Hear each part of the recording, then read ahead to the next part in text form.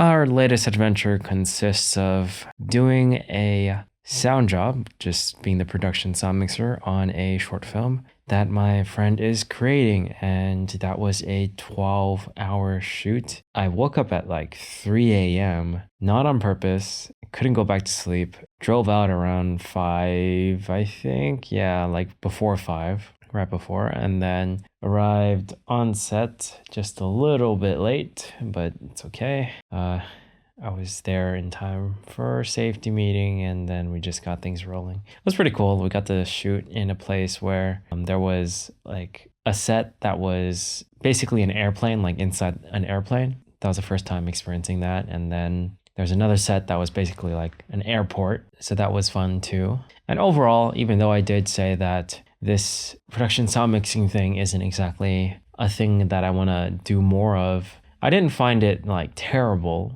It was okay. Like I still enjoyed being on set with everyone and meeting some new people, as well as saying hi to some people I already knew from previous shoots. Overall, I'd say I had a good time despite the job being somewhat mundane. But I will say, once it became like 4 or 3 p.m., somewhere around that time, I began to get really tired. Like the 12-hour mark is when I began to get really tired. So yeah, 3 something. 12-hour mark from like when I woke up. And we ended at around 6 p.m. And from there, I went to have some dinner with some college friends. One of them I've seen for a good amount of time. The other one I keep up with as much as possible, but I don't see in person as frequently. But luckily, these days, I've been seeing more of that other friend, and we've just been catching up together. We're each other's basically first friends in college,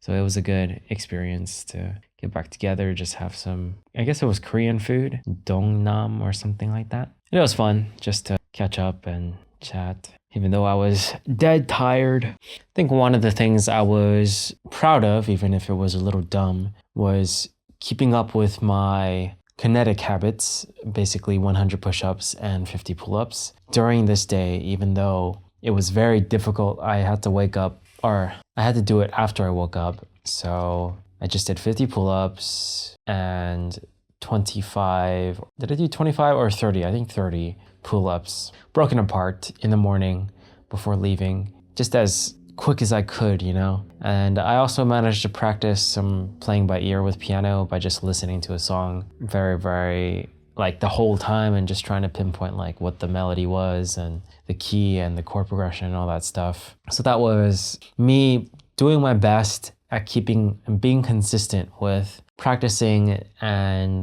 doing the things I want to do consistently, even though the day made it very difficult to do. And after I got back home around 10 something p.m., I still finished it off and did the 100 push-ups total and did the 50 pull-ups total. So that was something I feel proud of. And the dumb part was like, I may have just stressed myself out a bit, especially these days, or at least during that time. That was 2 days ago at this point. My hands were, especially my calluses, were feeling really like sensitive. It hurt basically to grip the pull-up bar, but all I did was put I didn't even wear gloves. I just put gloves over the bar so then I can use it as extra cushion. The smart thing to do would be to rest and to not overdo it basically and cause any permanent injury to myself. But I guess I'm just being really stubborn and trying to do these challenges like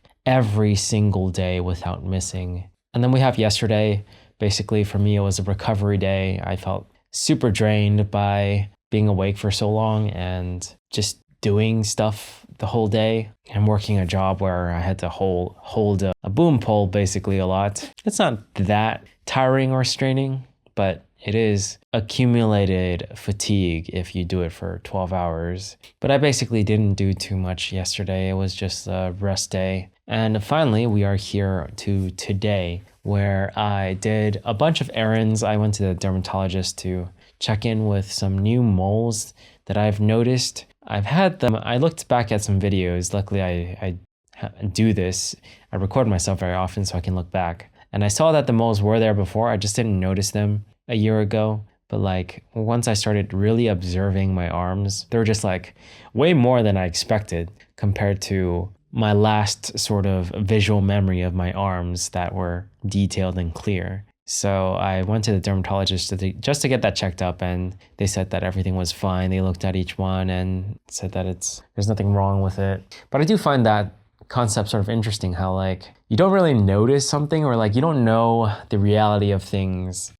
How do I put this in a not so abstract way? It's like your awareness of what something is in reality, like for instance my arms and how many moles there are on my arms. It's not clear, and it's not, and my thoughts and my imagination, or sort of my perception of my arms, is different from the reality of it. Because the perception was, for me, I was like, I noticed all these moles and I was like, what the heck?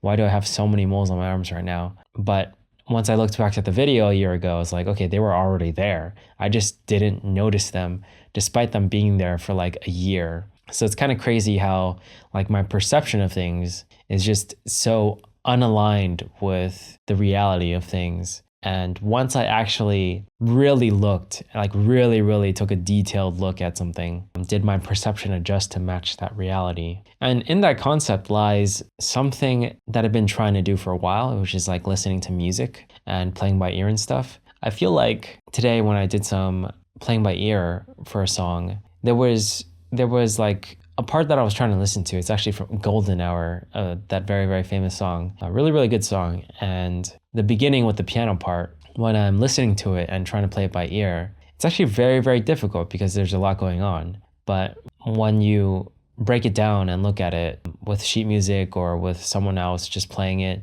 and you can see it, it's like all of a sudden when you know it, like what it is in reality, you can actually hear it better too. It's very interesting how that works. It's like just knowing the notes already and then listening to it again changes the perception, or changes my perception of it, because I have the actual knowledge of what it is in reality. And I'm not sure how that can help me, but I'm pretty sure something in that concept or idea can help me with things down the line, especially for playing by ear with piano. And yeah, I don't know. It's something I need to break down a bit more, but also something I've been noticing a lot more.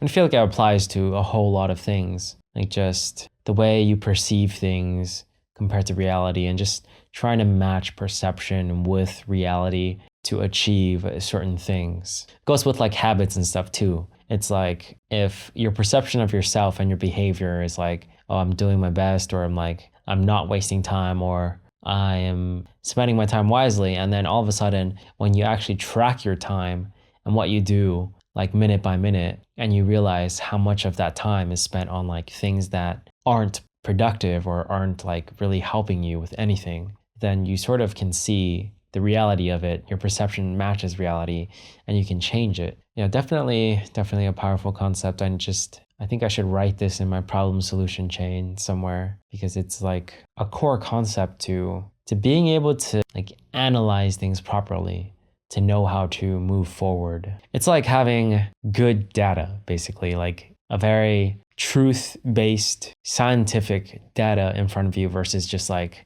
imagining things and having fake data based on pure perception. But anyways, other than those thoughts being in my mind recently, I've also been thinking about running. Well, just like how I haven't really made much progress with it, because I ran again today in the morning after not doing it for a while because of my knees. My knees have basically fully healed except my left one. It's still somewhat scabbing, so it's not fully there yet, but I can definitely run. I've been able to do so in the past week, but a lot of my days have been abnormal days, especially those 2 days where I had to like wake up and kill ants for a good amount of time. So I've sort of had a tough time getting back into it. And now that I am getting back into it, I just feel like I'm not really able to put in the same effort as I used to. Like I think my fastest mile time is about 7 minutes and 30 seconds. That's pretty slow. I know a lot of people can do under 5 minutes, but for me, that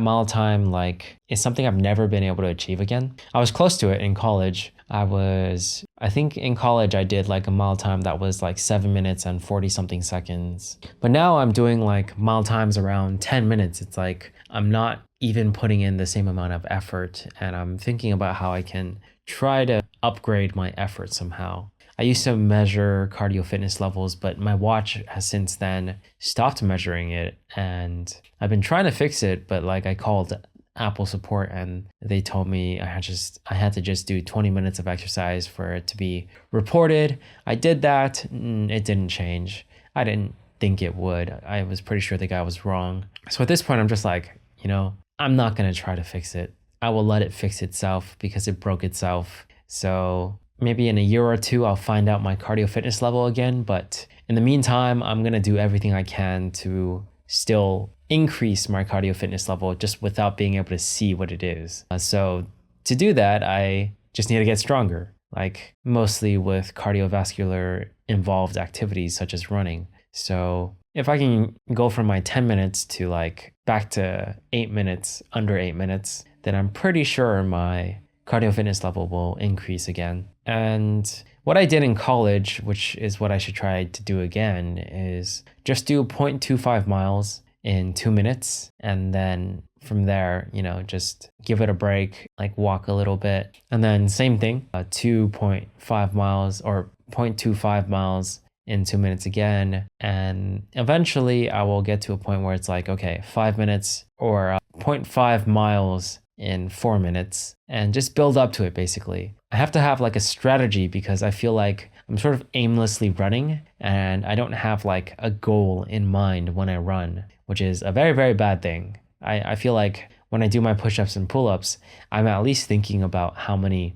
reps I'm gonna do in one set. And I'm trying to increase it over time overall. But I can also see that I should rest or at least have days where I'm not trying my absolute hardest. Those are like the easier days so that my muscles have time to heal. So I have to apply the same sort of rules to running as well. The past 3 days have been overall like not terrible, but not productive either. I'd say I enjoyed the filming and seeing my friends, but rest days, a part of me feels like I could have easily just watched anime or whatever that day, and it wouldn't have changed too much of that day, but I spent most of it just, I guess, napping, and I think that helped restore some energy. I think the part about like watching anime or just watching too much YouTube or anime or media in general is like, it kind of makes you recover slower in the sense that you might watch it too much and sleep later,